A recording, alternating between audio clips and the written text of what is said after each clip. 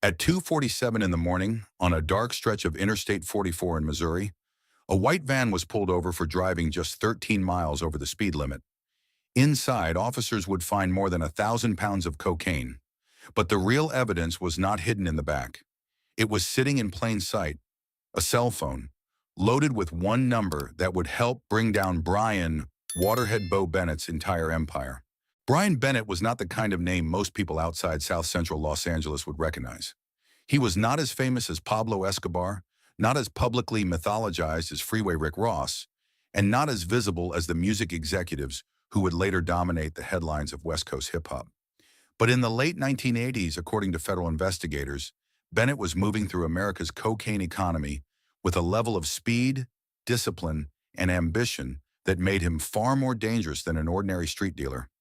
They called him Waterhead Bo, a nickname that sounded almost harmless until you understood the scale of what he was accused of building. By his early 20s, Bennett was allegedly connected to a distribution network that stretched from Los Angeles to Las Vegas, Phoenix, St. Louis, Detroit, and beyond. He was not simply standing on a corner selling small amounts. He was thinking in routes, couriers, stash houses, coded phone calls, cash flow, and supply chains. That was what made him different. He treated crime like a business, and for a short time, that business appeared almost impossible to stop.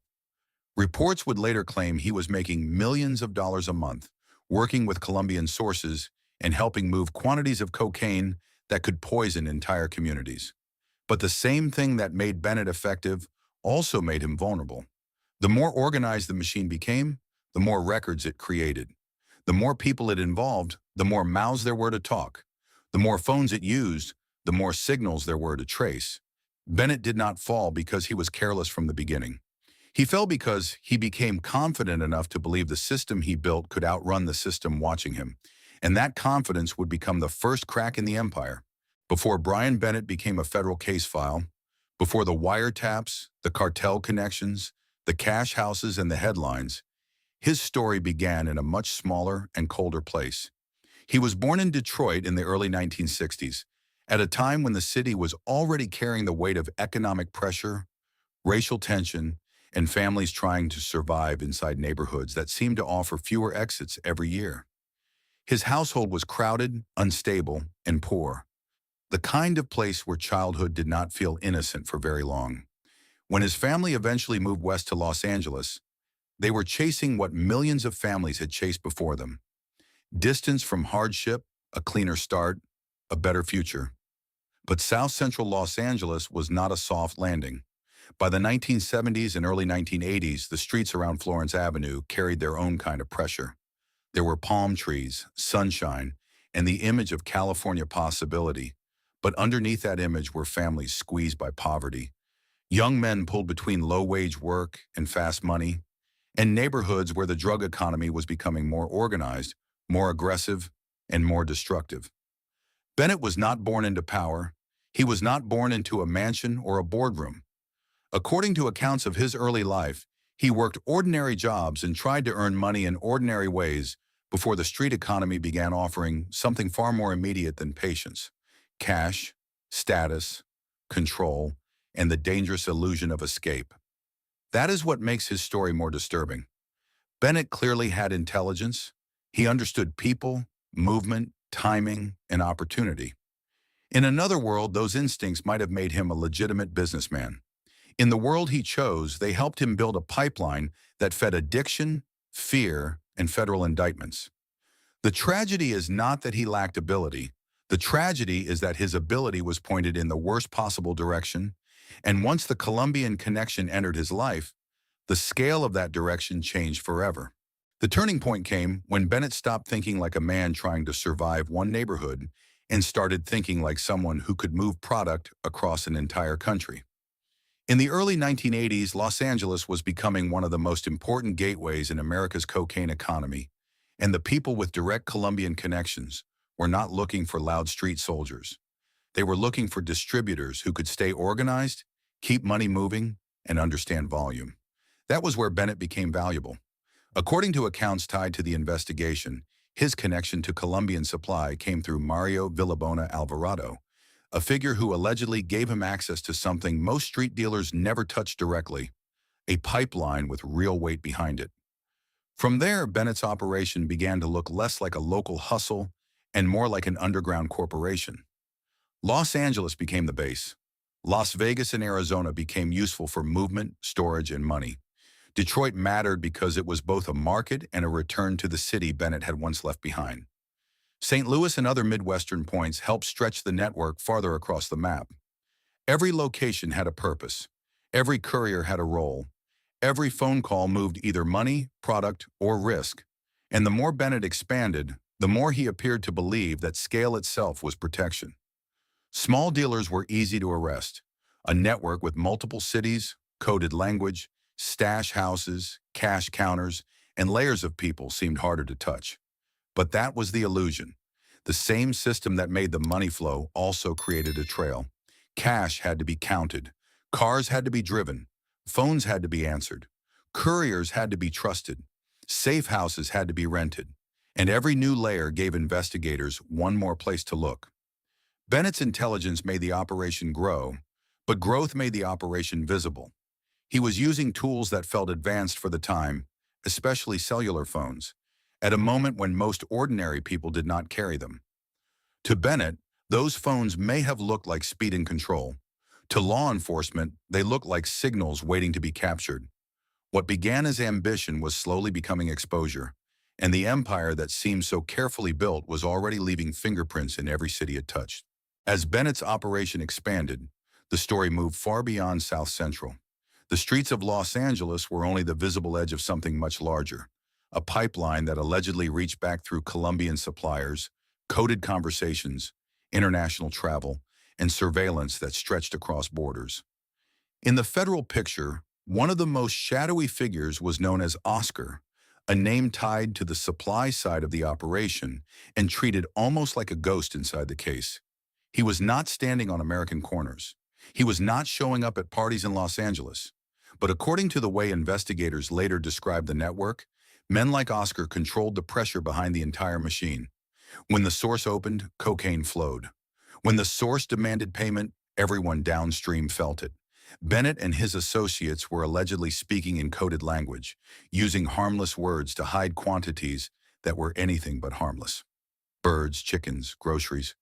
Ordinary language bent into criminal meaning. But codes only work when no one is listening.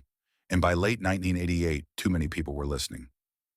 Danish surveillance, Italian monitoring, DEA investigators, and federal task forces began catching pieces of the same puzzle from different sides of the world.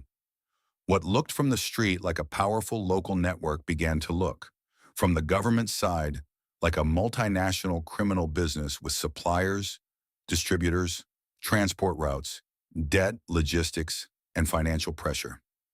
That pressure mattered. Cartel money did not wait politely. Shipments had to be paid for. Debts had to be settled. Product had to move quickly enough to keep the machine alive. And that is where Bennett's confidence became dangerous. The larger the shipments became, the less room there was for small mistakes. A missed payment could cause panic. A loose conversation could become evidence. A courier could make the wrong choice at the wrong time. A phone line could turn into a window. Investigators did not need to understand every private code immediately. They only needed enough patterns to see that something massive was happening. Still, even with wiretaps and surveillance, the case needed a moment that would bring everything into focus. It needed a physical seizure, a hard connection, a mistake so clear that the whole hidden structure could no longer stay hidden. That moment did not happen in a mansion, a nightclub, or a cartel meeting. It happened on a cold Missouri highway when one van moved a little too fast through the dark. On November 6, 1988, the hidden structure finally touched the open road. It was 2:47 in the morning on Interstate 44 in Missouri, the kind of hour when headlights feel sharper, highways feel emptier, and one small mistake can echo louder than anyone expects. A white van moved through the darkness, carrying what investigators would later identify as more than 1,000 pounds of Colombian cocaine. To the men inside, it was supposed to be another shipment, another route, another piece of a machine that had already moved too much money and too much damage across too many cities. But to a Missouri state trooper watching the speed of passing vehicles, it was simply a van going too fast. 13 miles over the limit did not look like history at first. It looked routine. A traffic stop, a few questions, a nervous driver, a passenger who could not fully hide the tension in his body. Then the situation began to change. The answers felt rehearsed. The fear felt heavier than a speeding ticket. And when the vehicle was searched, the illusion of routine disappeared completely. Inside were duffel bags and packages that turned a highway stop into a federal drug case.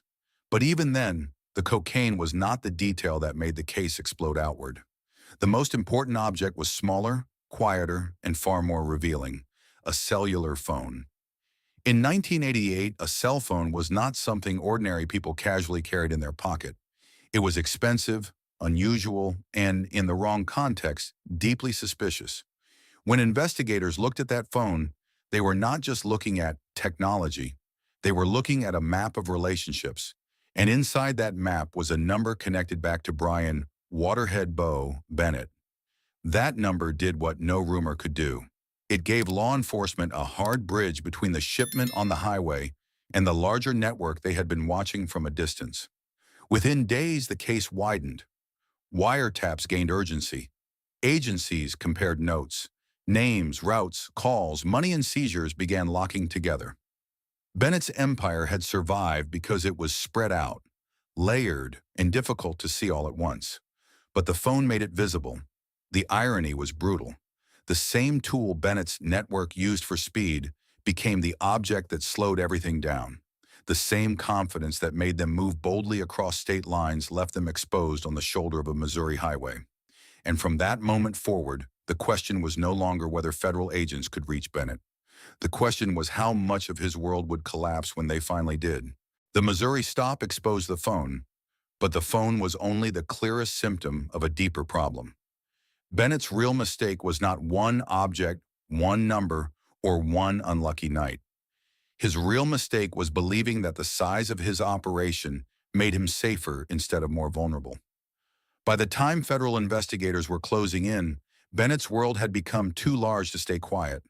There were too many routes, too many couriers, too many stash houses, too many people touching money they could not explain, and too many conversations passing through phone lines that were no longer private. What once looked like discipline began to look like exposure. Every city added another risk. Los Angeles gave him reach. Arizona gave him storage. Las Vegas gave him movement and money. Detroit gave him a market. St. Louis gave him a path through the Midwest. But every branch of that network created another place where something could go wrong. And something always goes wrong when a criminal machine grows faster than the people inside it can control. Bennett also had another problem. Success had changed the way he moved. Reports described a young man surrounded by cash, cars, expensive habits, and people who understood that being near him meant being near money. That kind of visibility is dangerous. It attracts loyalty, but it also attracts jealousy, pressure, informants, surveillance, and fear. The more Bennett appeared to have, the more the government had to ask where it came from. The more he relied on phones, the more investigators had to listen to. The more he trusted the machine, the more fragile the machine became.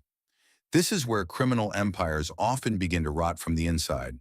Not because every person betrays the leader, but because every person becomes a possible weak point. A courier can panic. A lieutenant can cooperate. A partner can talk too much. A supplier can demand money at the worst possible time. Bennett may have believed he was managing all of it, but control is often the first illusion power creates. After Missouri, the pieces no longer floated separately. The traffic stop, the wiretaps, the coded calls, the suspected cartel links, the unexplained cash, and the names connected to the operation began forming one picture. And once that picture became clear enough for federal agents, Bennett's freedom was no longer a question of confidence. It was a question of timing. The empire had not been betrayed by one man.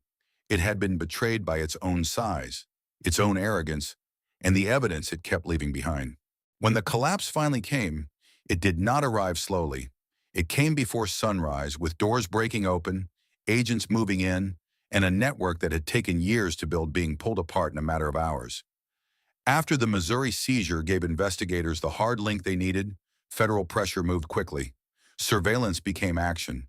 Phone calls became evidence. Names that had once existed only in coded conversations became targets on warrants. In November 1988, coordinated raids struck multiple locations tied to the operation, bringing together federal agents, drug investigators, and local law enforcement in a sweep designed to stop the network before it could shift, hide, or rebuild. Bennett was arrested in Tempe, Arizona, far from the streets where his reputation had grown, and the scene itself carried a strange kind of finality. A man who had once moved product through several states, who had treated distance like protection and phones like command lines, was suddenly reduced to one room, one warrant, and one set of handcuffs. Other members and associates were picked up as well. Safe houses were searched. Cash was seized. Phones, records, firearms, and drug evidence became part of the federal picture. The empire that had seemed invisible from the street now looked painfully visible inside government files. What followed in court was not simply a trial about one shipment or one mistake. Prosecutors presented Bennett as a central figure in a much larger cocaine distribution conspiracy, a young man accused of helping move quantities so large that the case became more than a street crime story. Wiretap evidence, financial records, seized narcotics, surveillance, and cooperating witnesses all worked together to create the image of an operation built with structure, planning, and reach. That structure helped the prosecution because it made Bennett look less like someone caught near the edge of a criminal world and more like someone helping direct it. His defense could point to his age, his background, and the fact that he was still a young man, facing consequences that would consume the rest of his life. But federal drug law in that era was not built for mercy. It was built for punishment, especially when the numbers were this large, and the government believed the case represented a direct pipeline between Colombian supply and American streets. In the courtroom, the human scale and the legal scale collided. On one side was a man barely in his mid-20s, with a mother, a family, and a life that had not yet reached 30. On the other side were tons of cocaine, millions in alleged profits, communities damaged by addiction, and prosecutors arguing that intelligence made the crime more serious, not less. That is the coldest part of Bennett's story. He was not portrayed as someone who stumbled blindly into trouble. He was portrayed as someone who understood systems well enough to build one, and that made the sentence feel almost inevitable. When the guilty verdict came, the image of control disappeared completely. The roots no longer mattered, the money no longer mattered, the contacts no longer mattered. A man who had once counted shipments, cash, and cities now had only one number left in front of him: life. And whether a viewer sees that as justice, tragedy, or both, the ending forces a harder question. If a young man has the intelligence to build an empire, but uses it to poison the very communities that raised him, what exactly has been lost? His future, the community's future, or both at the same time?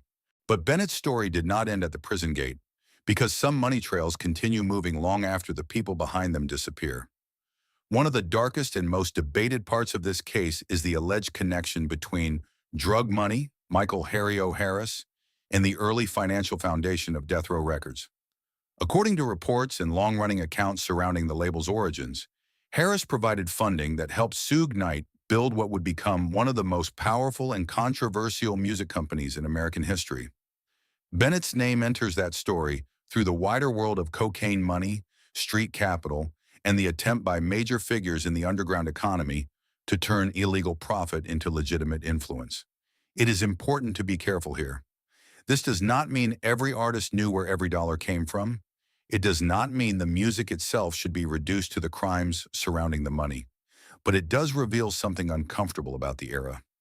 In late 1980s and early 1990s Los Angeles, the lines between street money, entertainment ambition, legal defense, and cultural power were often closer than the public wanted to believe.